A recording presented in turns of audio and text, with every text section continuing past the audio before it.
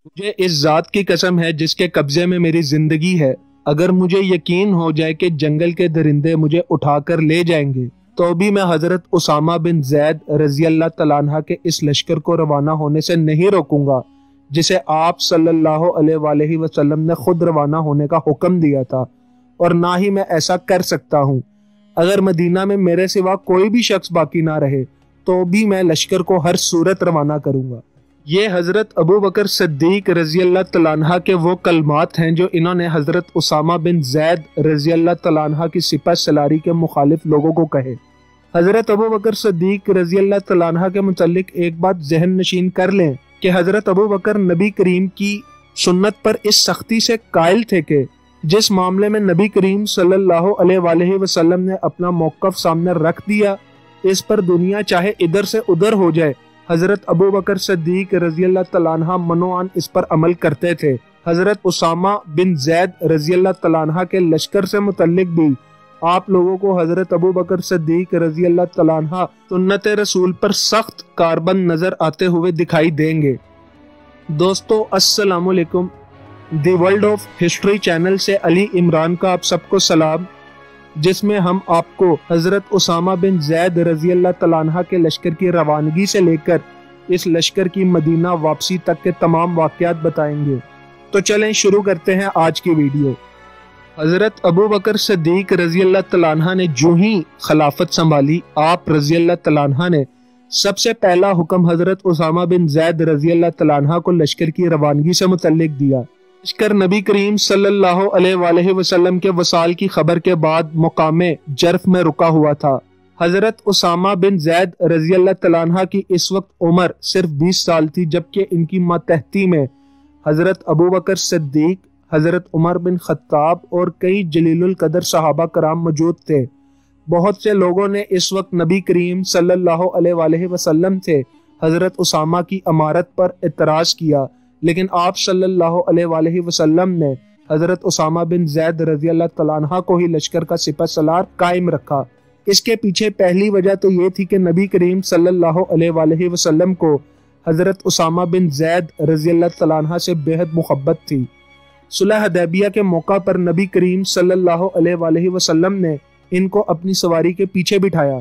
हजरत उसामा रजी अल्लाह तआला अन्हा नबी करीम सल्लल्लाहु अलैहि वसल्लम के मुंह बोले बेटे हजरत जैद बिन हारिसा रजी अल्लाह तआला अन्हा के बेटे थे। हजरत जैद बिन हारिस रजी अल्लाह तआला अन्हा वो वाहिद सहाबी रसूल हैं जिनका जिक्र कुरान पाक में उनके नाम के साथ मौजूद है।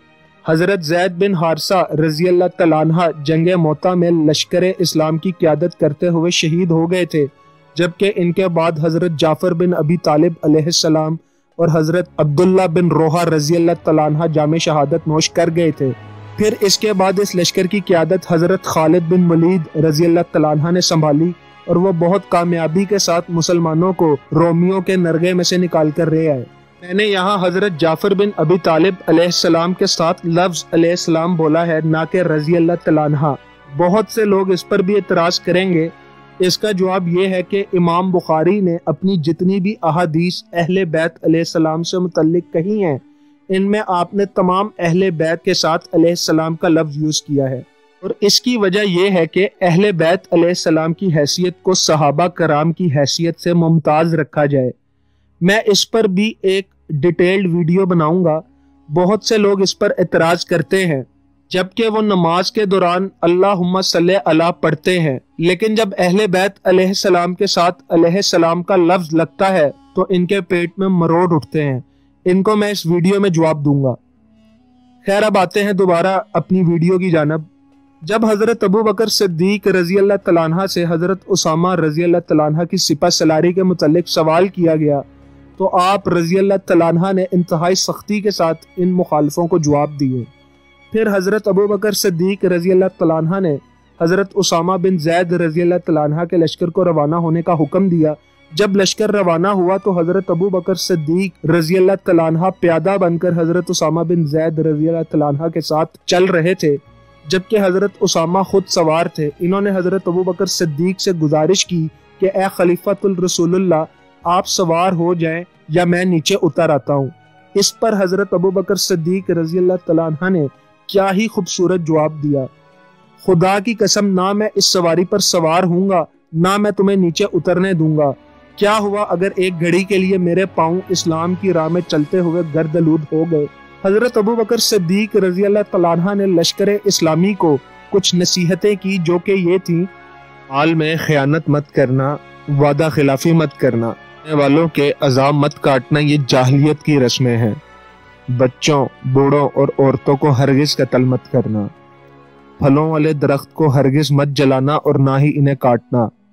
بلا وجہ کسی بھیڑ، گائے یا اونٹ کو ذبح مت کرنا۔ جب تم عیسائیوں سے لڑو گے تو تمہیں ان کے گرجا گھروں میں ایسے لوگ ملیں گے جنہوں نے خود کو عبادت کے لیے وقف کر دیا۔ تم ان لوگوں کے ساتھ اچھا سلوک کرنا اور ان کو ان کے حال پر چھوڑ دینا۔ جب تم قیام کرو گے تو تمہارے پاس مختلف طرح کے لوگ مختلف طرح کے کھانے لائیں گے۔ تم کھانے سے پہلے ان پر بسم اللہ لازمی پڑھنا۔ اپنی حفاظت اللہ کے نام سے کرنا۔ اللہ ہی تمہیں شکست اور وبا سے بچا سکتا ہے اور وہ انشاءاللہ تمہیں محفوظ رکھے گا۔ اس کے بعد حضرت ابو بکر صدیق رضی اللہ تعالیٰ عنہ نے حضرت اسامہ بن زید رضی اللہ تعالیٰ عنہ کو کچھ خاص نصیحت کی۔ اے اسامہ، رسول اکرم صلی اللہ علیہ وآلہ وسلم نے تمہیں جو کچھ کرنے کا حکم دیا ہے تم وہ سب بالکل اسی طرح ہی کرنا۔ تم جنگ کی ابتدا شہر قضا سے کرنا، اس کے بعد ابل آ جانا۔ میں ہرگز برداشت نہیں کروں گا کہ تم سے نبی کریم صلی اللہ علیہ وآلہ وسلم کے احکامات میں عمل کرنے میں کوئی کوتاہی ہوئی ہے۔ اس کے بعد حضرت ابو بکر صدیق رضی اللہ تعالیٰ عنہ نے حضرت اسامہ بن زید سے یہ گزارش کی کہ اب آپ عمر کو میرے ساتھ واپس مدینہ بھیج دیں۔ عمر میرے مشیر ہیں، ان کا مدینہ میں ہونا بہت ضروری ہے۔ حضرت اسامہ رضی اللہ تعالیٰ عنہ نے اس بات کی اجازت دے دی۔ نبی کریم صلی اللہ علیہ وآلہ وسلم نے حضرت اسامہ بن زید رضی اللہ تعالیٰ عنہ کا لشکر رومیوں کے مقابلے پر اس لیے بھیجا تھا کہ وہ جنگ موتا کا بدلہ لے سکے اور دشمن پر اپنی ڈھاک بٹھا سکے۔ حضرت اسامہ بن زید رضی اللہ تعالیٰ عنہ کا لشکر مئی کی شدید گرمی میں سفر کرتا ہوا تقریباً 20 دن بعد بلقا کے مقام پر خیمہ زن ہوا۔ اس کے بعد حضرت اسامہ بن زید نے اپنے دستوں کو ابل اور قضا کے قبائل پر حملے کا حکم دے دیا۔ حضرت اسامہ بن زید نے ان تمام معرکوں میں رومیوں کو زبردست شکست دی اور دشمن کے بخیے ادھیڑنے کے بعد فاتح بن کر مدینہ واپس لوٹے۔ اس کے بعد حضرت اسامہ بن زید رضی اللہ تعالیٰ عنہ کی عزت و توقیر میں بے پناہ اضافہ ہوا۔ انہوں نے صرف سرحدی علاقوں پر حملہ کرنے پر اتفاق کیا تھا۔ جب رومی میدان سے بھاگ کر اندرونی علاقوں کی طرف بھاگتے تو حضرت اسامہ بن زید رضی اللہ تعالیٰ عنہ ان کا پیچھا نہیں کرتے تھے۔ اس سے ایک طرح سے مسلمانوں کا رومیوں کے اوپر ایسا رعب ثابت ہو گیا کہ انہوں نے سرزمین عرب کو فتح کرنے کا خیال ہمیشہ کے لیے اپنے دلوں سے نکال دیا۔ حضرت ابو بکر صدیق رضی اللہ تعالیٰ عنہ نے باقی مہاجرین اور انصاری صحابہ کے ساتھ حضرت اسامہ بن زید رضی اللہ تعالیٰ عنہ کے لشکر کا استقبال مدینہ کے باہر جا کر بڑے ہی جوش اور والہانہ انداز کے ساتھ کیا۔ حضرت اسامہ بن زید نے فوراً مسجد نبوی صلی اللہ علیہ وآلہ وسلم میں جا کر 2 نفل رکعت شکرانہ ادا کیے اور حضور اقدس صلی اللہ علیہ وآلہ وسلم کی قبر انور پر حاضری دی۔ روایت کے مطابق حضرت اسامہ بن زید رضی اللہ تعالیٰ عنہ کی واپسی 50 سے 80 دنوں کے درمیان ہوئی تھی۔ انسائکلوپیڈیا آف اسلام میں حضرت اسامہ بن زید رضی اللہ تعالیٰ عنہ کی فتوحات کے متعلق لکھا ہے کہ ارتداد کی جنگوں کے دوران مسلمانوں کو جن پریشانیوں کا سامنا کرنا پڑ رہا تھا، انہیں دیکھتے ہوئے حضرت اسامہ بن زید رضی اللہ تعالیٰ عنہ کی فتح یابی ان کی نظروں میں اور مورال میں زبردست اہمیت اختیار کر چکی تھی۔ یہی فتوحات بعد میں ہونے والی جنگوں کا پیش خیمہ بنی۔ حضرت اسامہ بن زید رضی اللہ تعالیٰ عنہ کی ان جنگی مارکوں سے رومیوں کا زیادہ جانی و مالی نقصان نہیں ہوا تھا، بلکہ رومیوں پر مسلمانوں نے نفسیاتی فتح حاصل کر لی تھی، جو بعد میں فتح شام، فتح دمشق اور فتح القدس کا باعث بنی تھی۔ حضرت اسامہ بن زید رضی اللہ تعالیٰ عنہ کی فتح نہ صرف رومیوں پر خوف بن کر طاری ہوئی، بلکہ اس نے باغی عربوں پر بھی گہرا اثر چھوڑا۔ جب عرب کے باغیوں نے حضرت اسامہ بن زید رضی اللہ تعالیٰ عنہ کے لشکر کی روانگی کی خبر سنی تو وہ کہنے لگے کہ اس لشکر کے بھیجنے سے ظاہر ہوتا ہے کہ مسلمان زبردست طاقت و قوت کے مالک ہیں اگر ان کے پاس جنگی قوت نہ ہوتی تو وہ ہرگز ایسے موقع پر جب نبی کریم صلی اللہ علیہ وآلہ وسلم کے وصال کو ہوئے کچھ ہی دن گزرے ہیں ہرگز اس لشکر کو روانہ نہ کرتے۔ دوسری جانب اس لشکر کی روانگی روم کے بادشاہ ہرکل پر بھی ایک ایٹم بم کی طرح گری، چونکہ اس کو یہ امید ہی نہیں تھی کہ مسلمان جنگ موتا کے بعد دوبارہ رومیوں سے جنگ کرنے آ پہنچیں گے۔